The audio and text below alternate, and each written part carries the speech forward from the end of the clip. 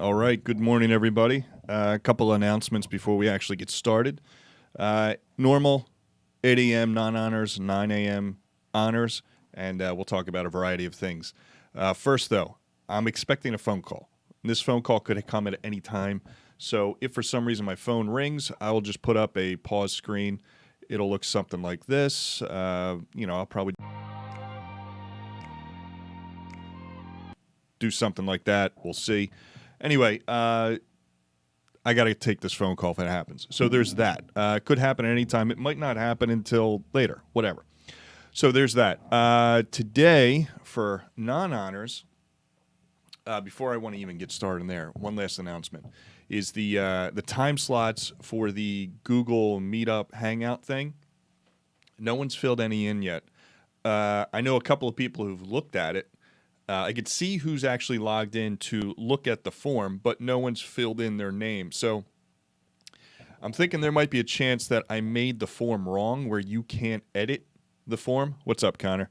So I need you to go in and see if you can actually add your name.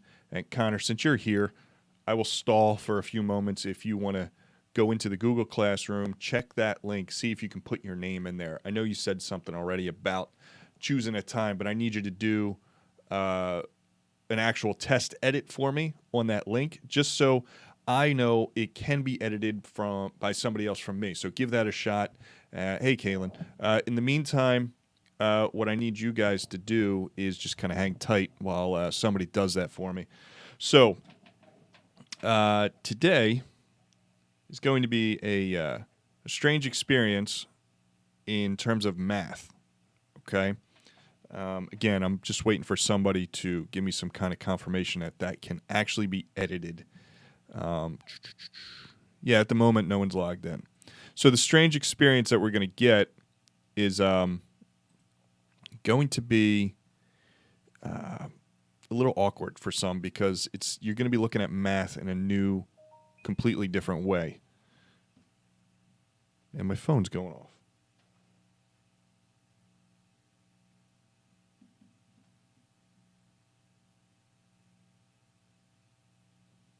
It's my wife. She's trying to figure out why I'm expecting a phone call. So, Tina, since you're watching this, I'm expecting a phone call about a job that I'm supposed to be doing later today. That's whatever. Big delivery. So, it's hard to edit to put your name in. So, Connor, what do you mean? Can you like double click it or something? Because if I double click a time slot, a cursor pops up and I can type my name in, no problem. So, you said something about noon.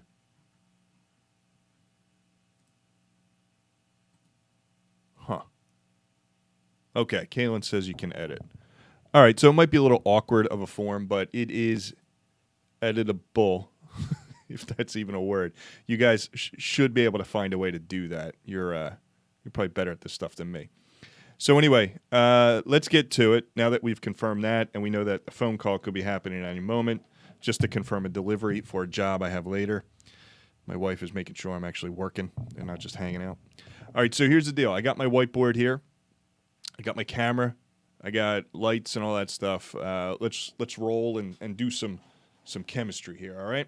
Now, today we're going to be talking about a thing called SigFigs. Now, SigFigs is short for a thing called significant figures. Okay? So, significant figures. Now, this is something that you're going to be using in math every time you do a math calculation for here on out. All right? So, let's explain. Now, the couple of people that are here, this might confuse you, okay? But stay with me. So, what's 3 times 4? Did I do this yesterday? I think I did something like this yesterday. Well, it's 10. Okay? Was it yesterday or the day before? You might be thinking 12, but it's actually 10. 4 times 4, that's 20. Now, you don't have any idea how I'm figuring this out just yet. So, granted, you're supposed to be confused, but I'm trying to show you where you're at with this. Let's switch it up. Let's say 2 times 6 plus 5. What's that come out to be? It's 15. Okay. Now let's change this up a little bit. 2.0 times 6.0 plus 5. Now that's 17. All right, so here's the deal. The 2 and the 2.0 and the 6 versus the 6.0, they don't equal each other. So 2 does not equal 2.0. Up to this point, in anytime you've been doing math, it's just been understood that 2 is equal to 2.0. Well, you have to look at it in terms of context, okay? Math class, there really isn't a whole lot of context in terms of where these numbers are coming from. So the numbers, remember qualitative and quantitative observations from earlier this week? Quantitative observations are determined from using an instrument. And not every instrument is all that accurate. Remember that term either? The 2, okay?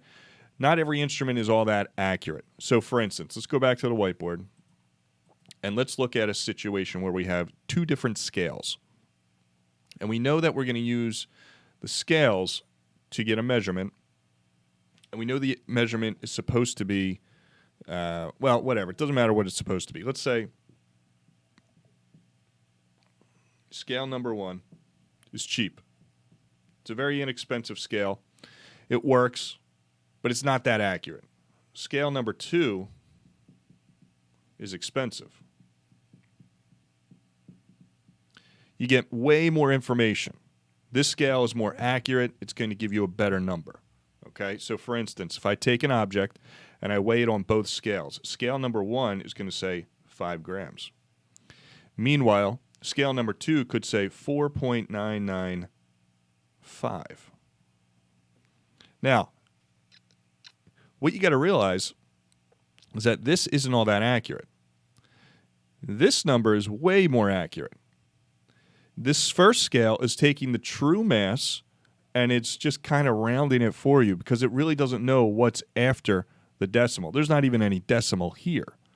So this scale is only accurate to the ones place.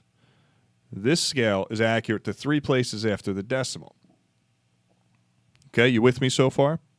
Now let's say scale number 1 gave 5. Scale number 2 gave 5.000 grams. Still 3 places after the decimal, right? Which one is a better number for you to use in your experiment?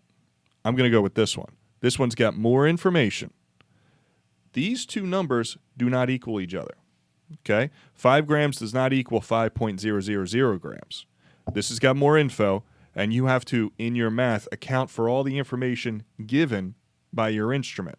This is the better instrument to use. It gives you more information. This scale is not going to give you all the same info, so you can only trust it to the ones place. You don't know what happens after that. All right, so let's say I had a very basic calculation like density. Now, here's the reason why we do this, okay? This is very, very critical, what I'm about to say. The reason why we use this SigFig issue is because of the inherent inaccuracy of instruments. We use SigFigs because of the inherent inaccuracy of instruments. So some instruments are better than others, like we just talked about. And when you do math with the numbers from the instruments, your answer cannot be any more accurate than the numbers used to get the answer. So from the top, some instruments are better than others. Okay? So when you do math with the numbers from those instruments, let's say I get a mass and I take that mass and I use it in math, the answer I get can't be any better than the number I got from that inaccurate instrument. So for instance, let's say I take that 5 grams again. Okay? You guys remember the formula for density?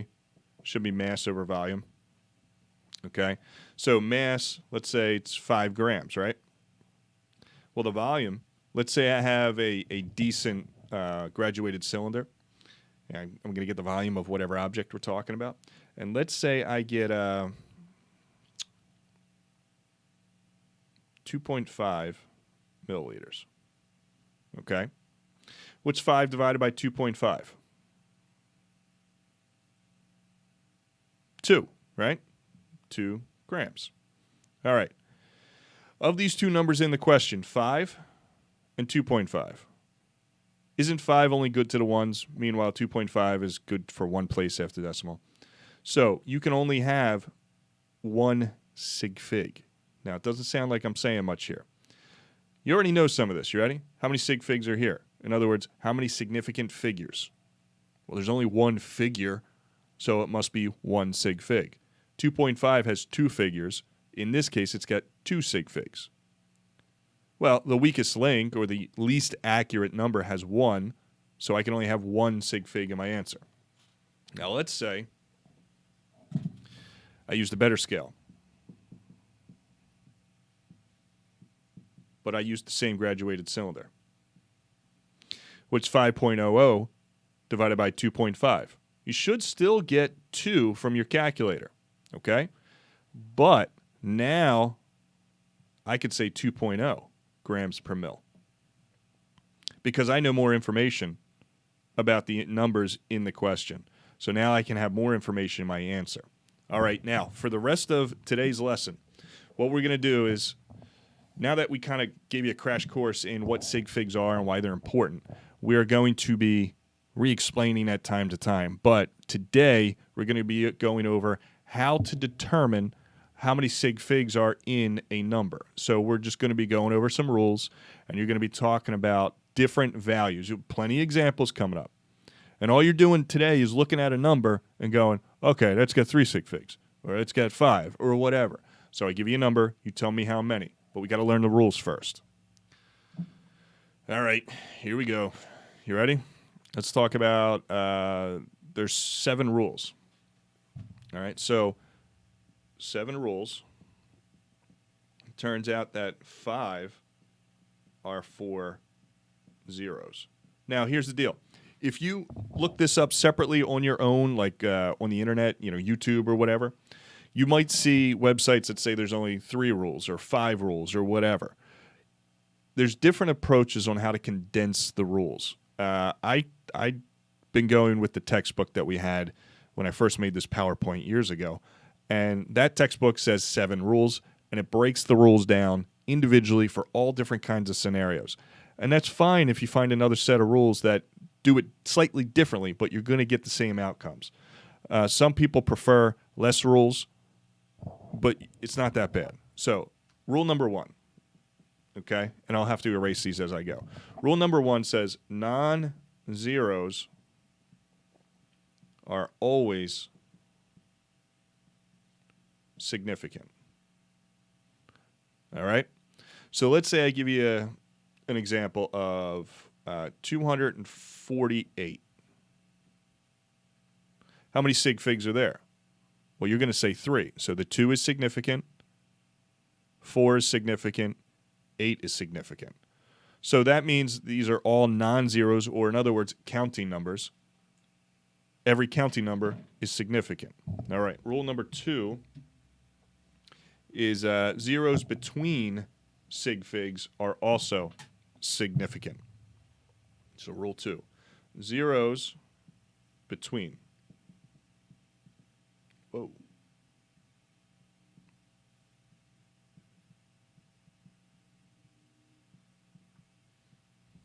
All right. So, an example. And guys, give me some feedback as we go. All right? Making sure that you're on the same page.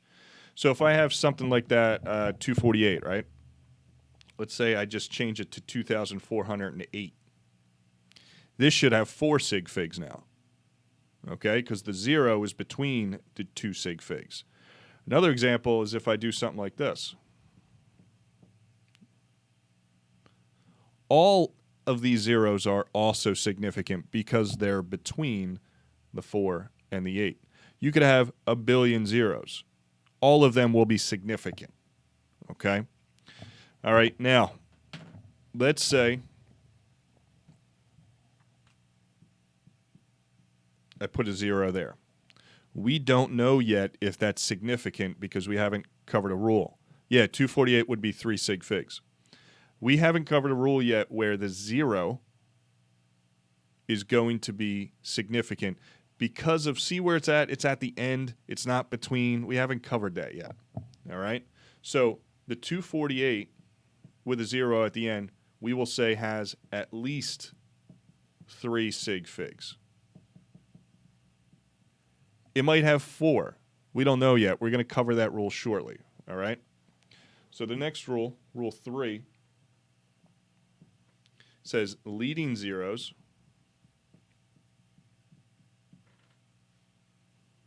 are never significant. Okay? Leading zeros are never significant. And an example would be something like this.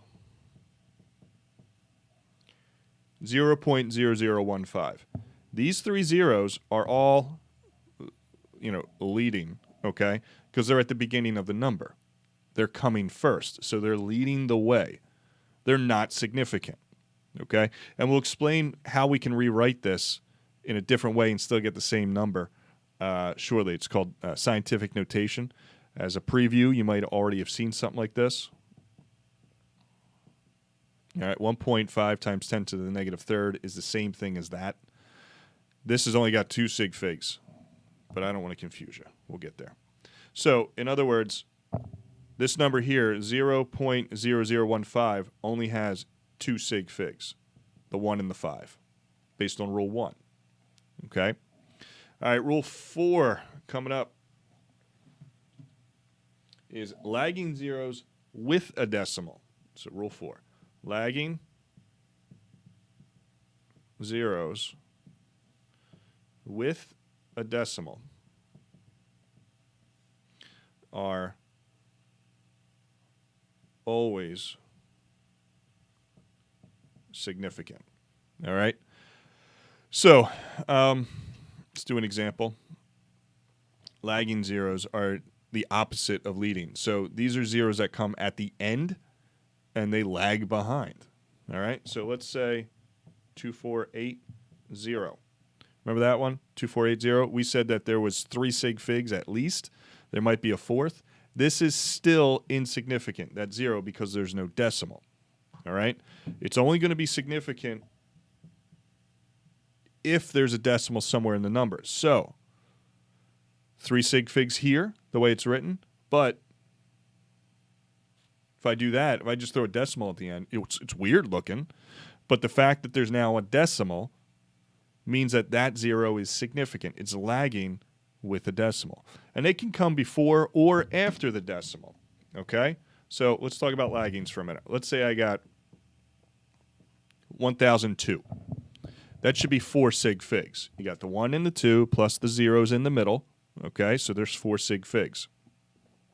Let's say I put a 0 there, a decimal, and another 2 zeros. Completely different number. Now, with the decimal and these laggings, everything you see here is considered significant. All right? You can explain each 0 in terms of why it's significant. These are significant because it's between. That's rule 2.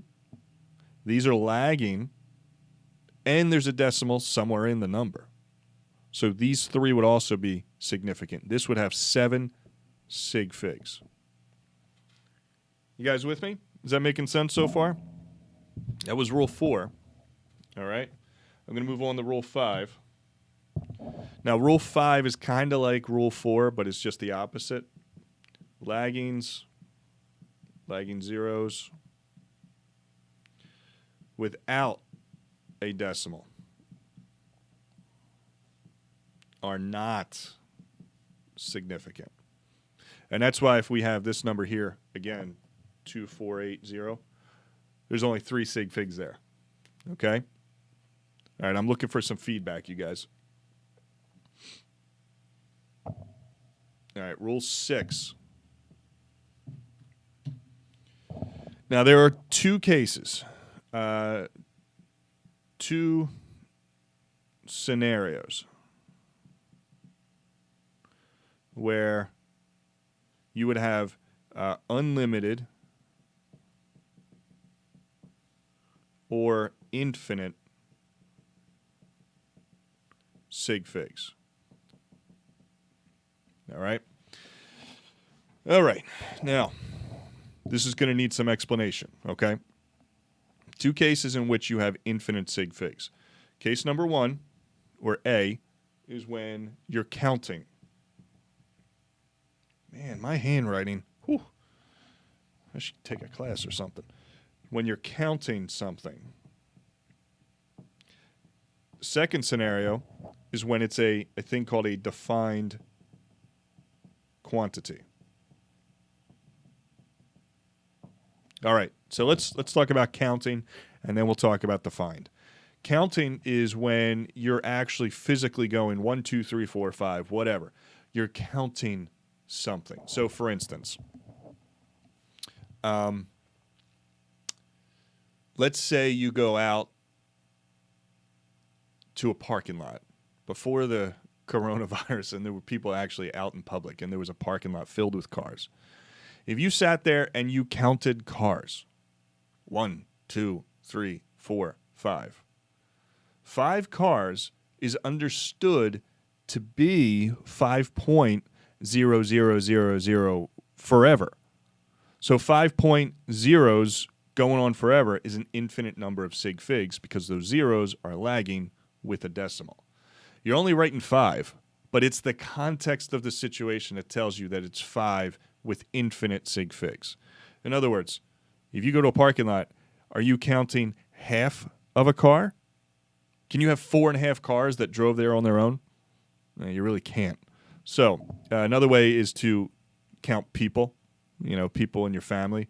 I have 4 people in my immediate family. I grew up in a household of 6.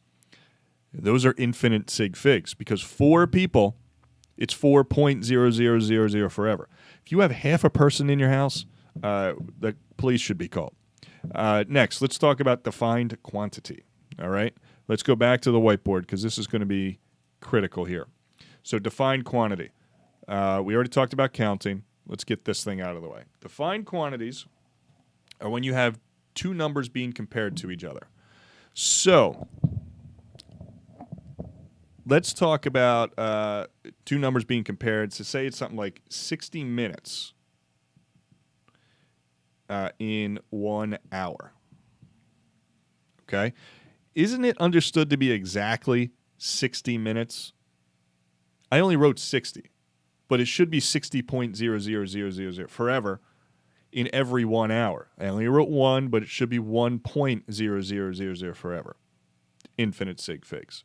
So the context of the situation is going to determine a higher level of thinking in some cases for you to understand what's actually happening. Okay? So you got to know. Here, let's do it this way. If I write 6, that's 1 SigFig. If I write 60, that's 1 SigFig. If I write 60 with a decimal, that's 2 SigFigs. 60.0 is 3 SigFigs. You ready? Watch this.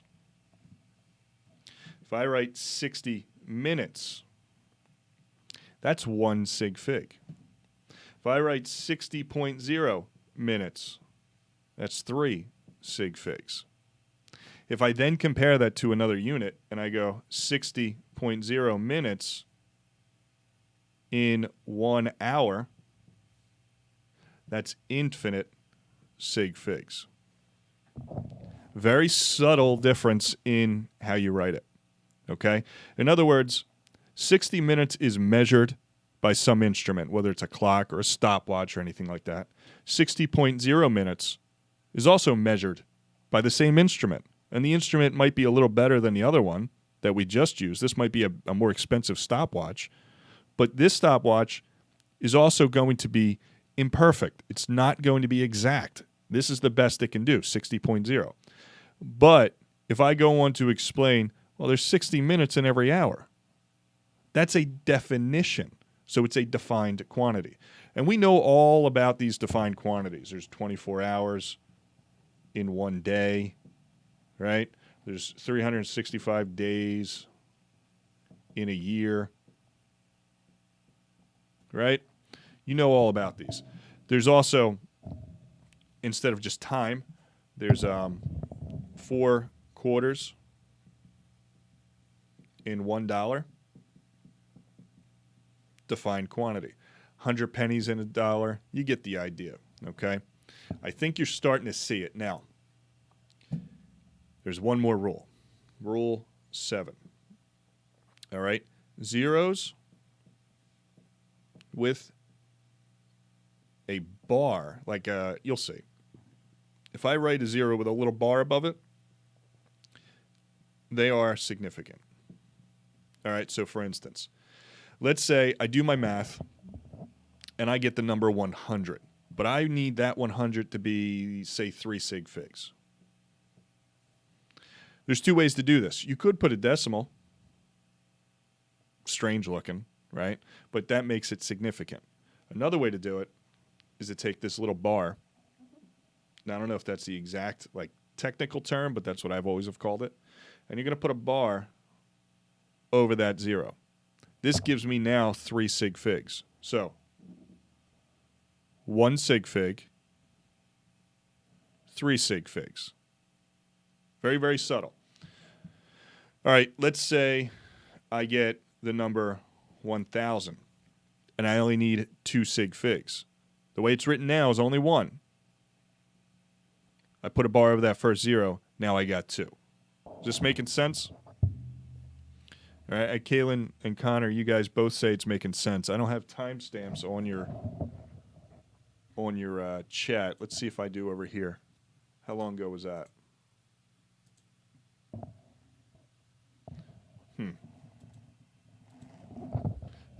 The chat's set to slow mode again. I guess I never changed it. Toggle timestamps. Okay. All right, so you guys said it at about the same time. For me, a few minutes ago, because there is that delay. Let's see. Can I speed up the chat? Enable live chat. Enable slow mode. Get rid of that. Okay. I got the fact. I don't know why I had slow mode on, because there's only 2 of you anyway. So it's not like I'm being bombarded with messages. But those are the 7 rules. All right. So again, let's go from the top. See if I can remember them all. Rule number 1. Non-zeros are significant. Okay. Rule 2. Zeros between sig figs are significant. All right? Cool. Rule 3. What was that one? Let's go back to this thing here. Rule 3. Okay. Leading zeros are not ever significant. All right, next we had lagging zeros, and I'm going to run out of room for all the rules. Lagging zeros with a decimal are significant. Rule 5 was lagging without decimal are not significant. All right? And then rule 6 was infinite, so that was counting and defined are infinite. And then rule 7, I could barely fit that. Let's see if I can. Yeah, okay. Rule 7 was the bar makes that 0 significant. So there's a summary of all your rules. Granted, my handwriting is not the greatest, but I think you get the message. And Connor, to answer your question that just popped up, I will be posting an assignment shortly in the next little while that's going to be due on Monday. All right. So I'm trying to get 2 assignments per week for consistency. So you should get one on Monday. You should get one today, due Monday. You should get one on Tuesday, due Thursday.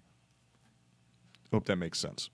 All right. So today's goal was simply to look at a number and identify how many sig figs. You want to do a couple examples, and then I'll put up the assignment because it's about 8:30 and we've been doing this about a half hour or so. But this topic demands attention. So it's not like I can go, here are the rules, figure it out. I want to do examples too. So let's do just a few examples, and I will, I'm throwing things. Then I will kind of put them, I'll do the whiteboard examples, all right? I'm rambling at this point. So let's do some of these guys. I'm making these numbers up. I'm going to put a bunch of numbers here. By the time I get to, I'll put like 6 numbers. I'll stall. You guys start putting your answers in the chat, all right? So 99, that's your first one. In the chat, give me how many sig figs you think you have there. Let's do 14 grams. The next one, let's do 2090 milliliters. I'm starting to throw in units here, okay? So hopefully it confuses you to the point where you break through to the next level. Let's do the density of mercury. So this is the density that's accepted. I'm going to give you the actual number, and this is the number that, it's what everybody would go with if you're doing a experiment with mercury. It's 13.6 grams per milliliter. Okay, and then let's say 0.10590. Goofy one. Okay. Let's say last one. 19070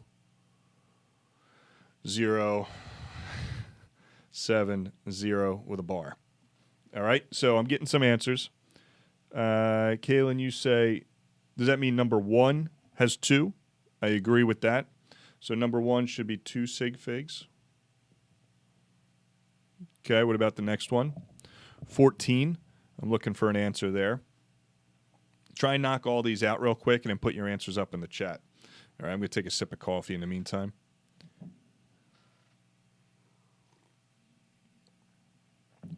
We'll be wrapping this video up shortly.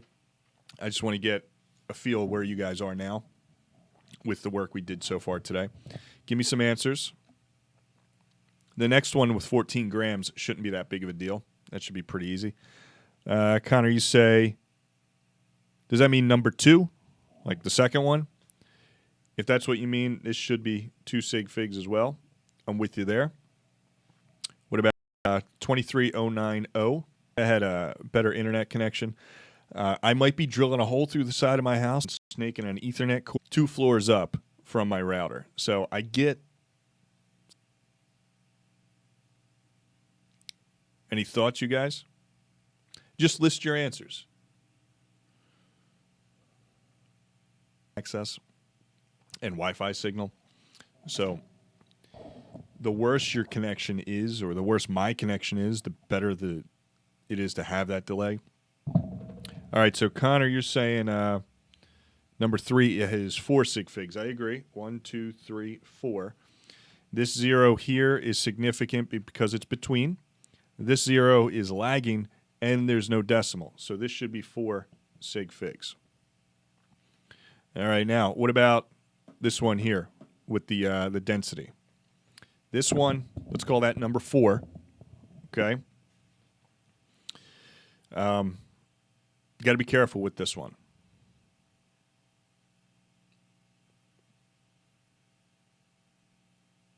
Let me give you another moment, and tell you what, this is what we're going to do. I'm going to pause the live stream instead of me just rambling.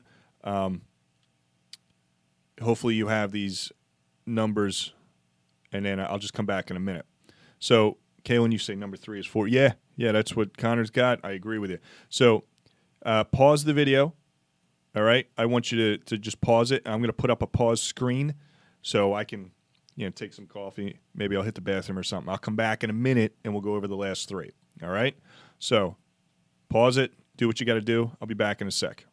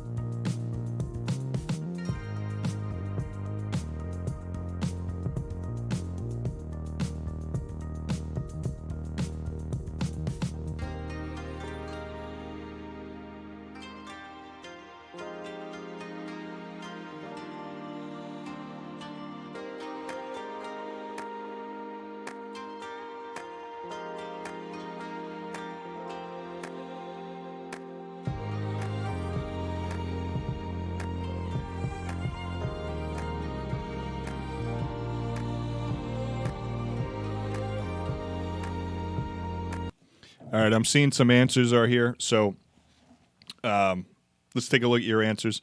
Caitlin, you got, I think, 2 more you need to do. Connor, you got all your answers. Let's talk about number 4, since both of you guys have that up here. So I'm going to go back to this thing here. All right. We got the first 3 right, so I'm going to erase those. And let's talk about the density of mercury. Let's say I change the question, all right, and I just make it a little bit more straightforward. 13.6. We should see that this has only 3 SigFigs. Hopefully that makes sense. Let's say I change it to 13.6 grams. It's still only 3 SigFigs. Now, here's where things get interesting. I was very careful to word this question in the way I did because I did not want to use the word defined. But I did use the word accepted, and I explained that this is the density that every scientist would use in any experiment. 13.6 grams for every milliliter. That's a defined quantity. So we're going to make kind of like a sub-rule. If I give you a density and say, here's the density, this is the accepted density, this is the density everyone would use, that is an infinite number of SigFigs because you're comparing the grams to the milliliters. So a lot of people are going to say 3 SigFigs, and that's what it looks like you guys did, which I understand that, but I kind of threw that at you to throw you and see what would happen. So this one has infinite SigFigs because of the context. It's defined. All right, this next one, we got 1, 2, 3, 4, 5 SigFigs. This first 0 is not significant because it's leading. This 0 is significant because it's between. And this 0 is lagging, but there's a decimal, so that's significant. So I got 1, 2, 3, 4, 5. 5 SigFigs. Let's see what you guys wrote. That's number 5. Connor, you said 5 is 5. Kaylin, you said 5 is 5. Good. Let's look at this one. Now, last one. 1, 2, 3, 4, 5, 6, 7. 7 SigFigs. This 0 is significant because it's between. Same deal with these 2. This 0 is significant because of the bar. Now, if I just remove that bar, there's only 6. But since that bar was there, it's 7. All right? Good job, you guys. That hopefully was kind of an excellent, or I don't know why I said that. Hopefully that was a useful exercise. And we might be doing something like that again where I tell you to pause the screen or whatever, do a couple, whatever. I'm figuring this out on the fly. Now, I'm going to log out. Okay, you guys were awesome again today. Good work. I'm going to make an assignment for SigFigs. I'll put that up on Google Classroom hopefully shortly. I want to get that up before 9 so I can go right into my honors portion. This was a long one today. It's 40 minutes, okay? Tomorrow there will be more new stuff, and the assignment you get today will be due on Monday at noon. Good? All right, cool. I'll talk to you guys again. Feel free to join me at 9 if you have any questions. We can figure that out.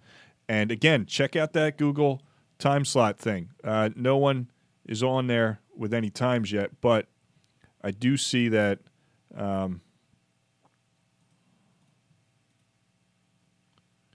Yeah, no one's on there. So I can tell who looked at it and roughly when. So, Kaylin, you looked at it within the hour, and Connor, you looked at it this morning as well. So did I.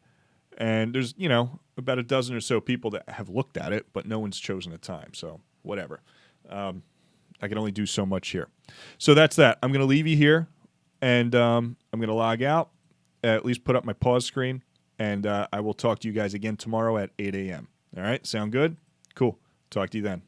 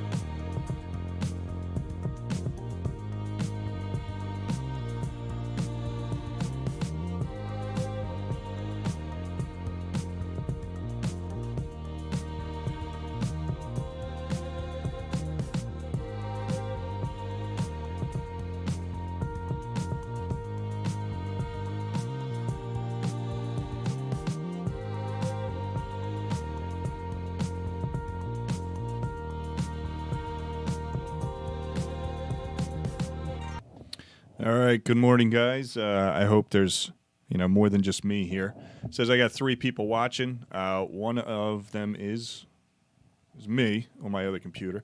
So anyway, you guys, honors. Just quick thing before I move any further. I'm expecting a phone call. So this phone call could be happening at any moment. I'm not quite sure when. If that does happen and we're in the middle, I'm just going to pause the screen. You'll see something like I'll put the thumbnail back up. So it'll look like that if I'm getting the phone call. Just sit tight, all right? Something I got to deal with. Anyway, at the moment, there's probably no one even watching this. So you have an assignment due at noon today, and this video is designed to be a Q&A. So if you got any last-minute questions about that assignment, I can help you with any of the questions, walk you through it, and what have you. I also want to explain that you should have posted in Google Classroom shortly today the last assignment for this unit. It'll be all-encompassing, so it'll be a variety of questions kind of just mixed together from the beginning of the unit to what we covered the other day. So there's no new material today or tomorrow. You're going to get a Q&A opportunity just now, and you'll get a Q&A opportunity tomorrow. We'll also start Monday's lesson with a Q&A before we proceed with starting the next unit. So plenty of opportunities to ask some questions over the next 3 days to get all this stuff wrapped up, all right? Having said that, at this point, there's been enough time for you guys. If whoever's watching this has a question, you could have typed it in by now. All right, last thing, kind of give you that opportunity, is the Google time slots that I put up on the Google Classroom. If you want to have a Google Hangout or Meet, whatever the thing is called, today or tomorrow, you're running out of time to sign up. Please put your name in there. I can see who's looked at the form, and I can see how many and all that, but no one's actually added their name. I'm hoping that it's not too hard, and I did it right, where you can actually add your name and edit the form. Somebody else told me in non-honors earlier today that they can do that. They're just choosing not to. That's fine. It's not a requirement. I just want to give you the opportunity if you feel like you need some one-on-one instruction, and we can do that. It'd be nice to say hi, too. So, all right, we got somebody typing something in. There's a delay. Questions 1 and 3. Okay, while you type in your question, I'm going to bring up the document itself so I can see what you're talking about. Let's see.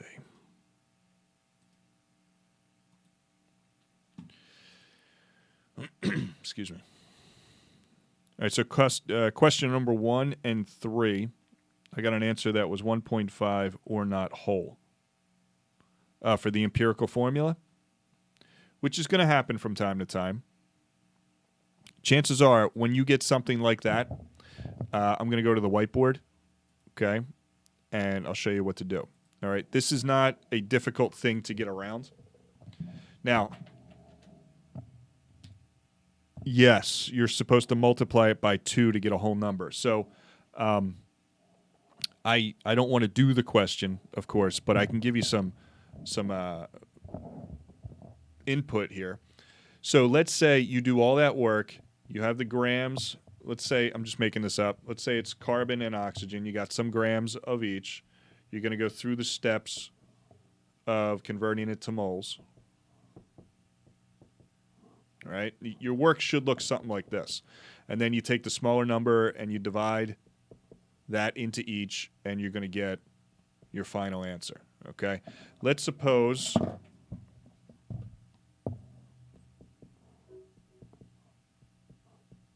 All right, you get your final answer over here. Okay? Let's suppose over in this area, you're going to get some answer that's like something 0.5, like is what you're saying. Then, yeah, you got to multiply that by 2, but you got to multiply everything by 2. That way you maintain the ratio. All right, hang on a second, guys. That's my wife. She's texting me about the dog. Hey, sweetheart, I don't know. I'm up in the office right now. I'll deal with that in a minute. Yeah, so if you get 0.5, you're going to multiply it by 2, okay? But you got to make sure whatever you multiply that by, you do that for both. You multiply everything by 2. All right? Just make sure you follow through on that to maintain the ratio. It's the only way it's going to work. All right? Sorry about that, being off camera for a moment. Now, again, multiply it by 2, but both by 2. Now, let's say you get another thing besides 0.5. You might get 0.33. You might get, let's start over. You might get 0.25. You might get 0.33. 0.5 we just talked about. 0.66 and 0.75. So whatever you have at the beginning is just going to be some number, okay? But the decimal is what you're worried about. So this you would multiply by 4, but you would do that for all of them. This is times 3.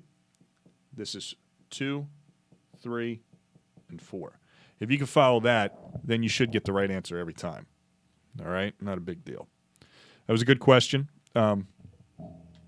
Doesn't happen all the time. It is something you will see every once in a while, but not each and every question. So I'm not surprised looking at the question here. Sorry about that. Computers are bugging out. Looking at number 1, I'm not surprised that you got a decimal there. And number 3, yeah, not surprised you got a decimal there either. Based on what elements are in the question, you can kind of predict the possibility of being a good one, all right, that you're going to have to do something like that. All right, any other questions? And let me know if that makes sense, the stuff I just mentioned, if that helped you or not with your question. All right, so let's go back to this screen, sadly for you. Now, this is not a hard unit, but the unit that we are wrapping up is it involves some critical and problem-solving thinking. Critical thinking and problem-solving skills. So if you can follow through and just practice that kind of stuff and that approach to each of these problems, it's going to be very, very helpful when we get to the last unit. Now, this is Unit 6.